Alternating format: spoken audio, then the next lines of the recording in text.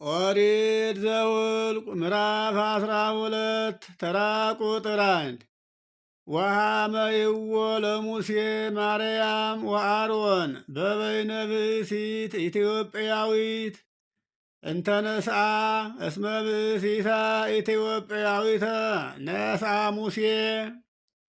ሙሴ ኢትዮጵያዊት የሆነች አንዲት የሚዲያም ሴት አግብቶ ነበርና እርሷን ስላገባ ስለ ምድያማዊቱ ሴት አሮንና ማርያም ሙሴን አሙት፣ እንዲህ እያሉ እኛን ከአረማውያን ጋር አትጋቡ ይለናል። እርሱ ግን ያገባል ይጋባል። እኛን ከሴት አድራችሁ ወደ ደብተራ ኦሪት አትግቡ ይለናል። እርሱ ግን ከሚስቱ ጋር እያደረ ይገባል ብለው አሙት። ተራ ቁጥር 2 ወይቤሉ ቦኑ ለሙሴ ተናገሮ እግዚአብሔር አኮኑ ለነሂ ተናገረነ ወሰማ እግዚአብሔር። በእውነት እግዚአብሔር ሙሴን ብቻ ተናገረውን? እኛንስ የተናገረን አይደለምን? አሉ። እግዚአብሔርም ይህን ነገር ሰማባቸው። ተራ ቁጥር 3 ወሙሴሰ ብእሲ የዋህ ውእቱ ጥቀ እምኩሉ እጓለ እመሕያው ዛሎ ውስተ ምድር። ሙሴ ግን በዚህ ዓለም ካለው ሰው ሁሉ ይልቅ ፈጽሞ ደግ ሰው ነበር። ለአሮንና ለእህቱ ማርያም ጸለየላቸው የሚል ነውና የዋህ ሰው ነው፣ ደግ ሰው ነው አለ። ተራ ቁጥር 4 ወይቤሎሙ እግዚአብሔር ለሙሴ ወለአሮን ወለማርያም በጊዜሃ ንዑ አንትሙ ሰለስቲክሙ ውስተ ደብተራ ዘመርጡል ወወፁ ሰለስቲሆሙ። እግዚአብሔርም ሙሴንና አሮንን ማርያምንም ሦስታችሁ ፈጥናችሁ ወደ ደብተራ ኦሪት ኑ አላቸው። ሦስቱ ሙሴም አሮንም ማርያምም ሰጥነው ወደ ደብተራ ኦሪት መጡ። ተራ ቁጥር 5 ወወረደ እግዚአብሔር በአምደ ደመና ሀበ ኆኅተ ደብተራ ዘመርጡል ወጸውዖሙ ለአሮን ወለማርያም ወሖሩ ክልኤሆሙ።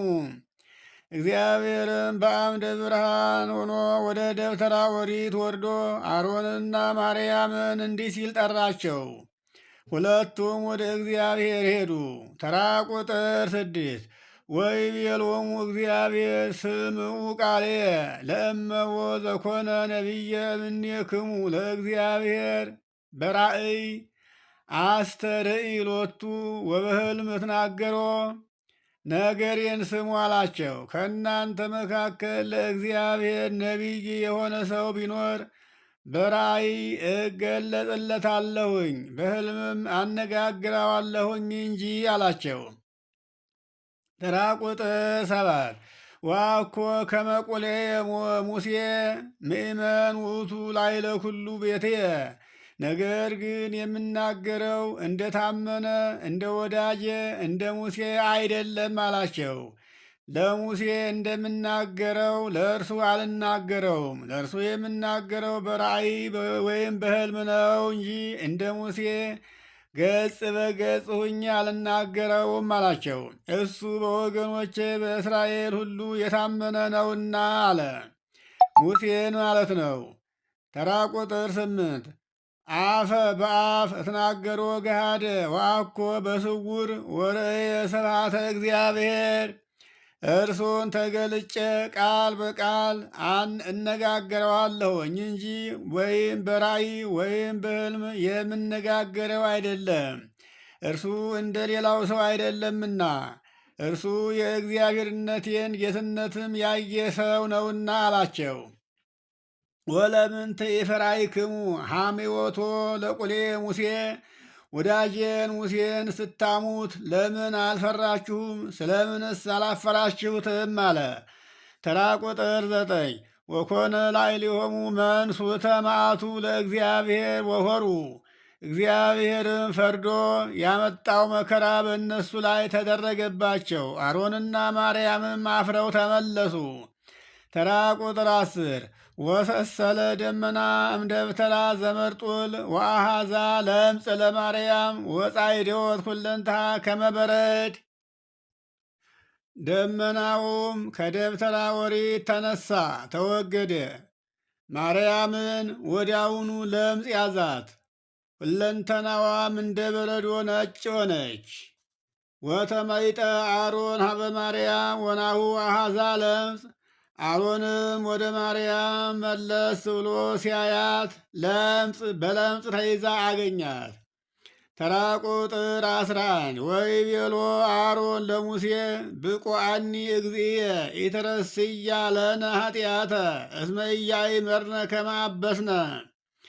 አሮንም ወንድሙን ሙሴን እንዲህ አለው፣ ጌታዬ እሺ በለኝ፣ እንደ በደልን አላወቅንምና በእኛ ዕዳ አታድርግብን አለው። ተራ ቁጥር 12 ወኢንኩን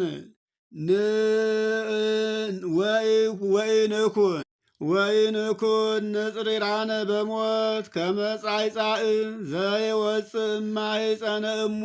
ከእናቱ ማሕፀን ገና ከእናቱ ማሕፀን ሲወጣ እንደወጣ ጭንጋፍ ገና ከእናቱ ማሕፀን እንደወጣ ጭንጋፍ በሞትም የተለቀምን በሞት እጅ የተያዝን አንሁን አለው። ጭንጋፍ ከእናቱ ማሕፀን ወጥቶ ወዳውኑ ይሞታልና በሞት የተለቀምን በሞት እጅ የተያዝን አንሁን አለ።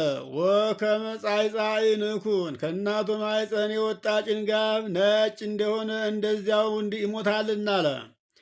ወተበልዓ መንፈቀ ሥጋሃ፣ ወንድሟን ሙሴን አምታው ነበርና የማርያም የሰውነቷ ግማሽ አካሏ በለምጽ ነደደ። ተራ ቁጥር 13 ወጸርሃ ሙሴ ሀበ እግዚአብሔር ወይቤ እግዚኦ ብቋኒ አህየዋ። ሙሴም አቤቱ እሺ በለኝና ማርያምን ከለምጽ አድንልኝ ብሎ ወደ እግዚአብሔር ለመነ። ተራ ቁጥር 3 ላይ ወሙሴሰ ብእሲ የዋሁቱ ጥቀም ኩሉ እጓለመያው ዛሎ ውስተ ምድር። ሙሴ ግን በዚህ ዓለም ካለው ሰው ሁሉ ይልቅ ፈጽሞ ደግ ሰው ነበር። ለአሮንና ለእህቱ ለማርያም ይጸልይላቸዋል የሚለውና የዋህ ነው የሚለው ይሄንን ነበረ። ተራ ቁጥር 14 ወይቤሎ እግዚአብሔር ለሙሴ ሶበ አቡሃ ተፍአቶ ውስተ ገጻ እምኢኀፍረትኑ ሰብአ መዋዕለ ለትትገሃስ አፍአ እምትዕይንት ሰብአ መዋዕለ ወእምዝ ትበው ውስተ ትዕይንት። አባቷ በፊቷ ላይ ምራቁን እንትፍ ቢልባት ምን አይቶብኝ ነው ብላ 7 ቀን ባፈረች ነበር። አሁንም ከከተማው 7 ቀን ወጥታ ወደ ውጭ ከከተማው ወጥታ 7 ቀን ወደ ውጭ ትቀመጥ አለ። ከዚያ ከ7 ቀን በኋላ ግን ተመልሳ ወደ ከተማው ትግባ አለው። ተራ ቁጥር 15 ወተግይሰት ማርያም አፋም ትዕይንት ሰብአ መዋዕለ ወኢግይዙ ሕዝብ እስከ ነጽሐት ማርያም። ማርያምም ከከተማ ወጥታ 7 ቀን ከከተማ ውጭ ተቀመጠች። ማርያም ከለምጿ እስከምትነጻ ድረስ እስራኤል ጉዟቸውን አልቀጠሉም። አሮንም ሊቀ ካህናት ነውና ውስጥ ውስጡን በልቶት አልተገለጸበትም እንጂ እሱም በውስጡ በለምጽ ነዶ ነበር። በንስሐ ያው ቀርቶለታል ማለት ነው። ተራ ቁጥር 16 ወእምድኅረ ዝንቱ ግዕዙ ሕዝብ እምአሴሮት ውስተ ገዳም ዘፋራን። ከዚህ በኋላ ማርያም ከለምጿ ነስታ ከ7 ቀን በኋላ ወደ እስራኤል ከተመለሰች በኋላ እስራኤል ከአሴሮት ተነስተው ወደ ፋራን ምድረ በዳ ተጉዘዋል። ኦሪት ዘኍልቍ ምዕራፍ 12 እዚህ ላይ ተፈጸመ። ይቆየን።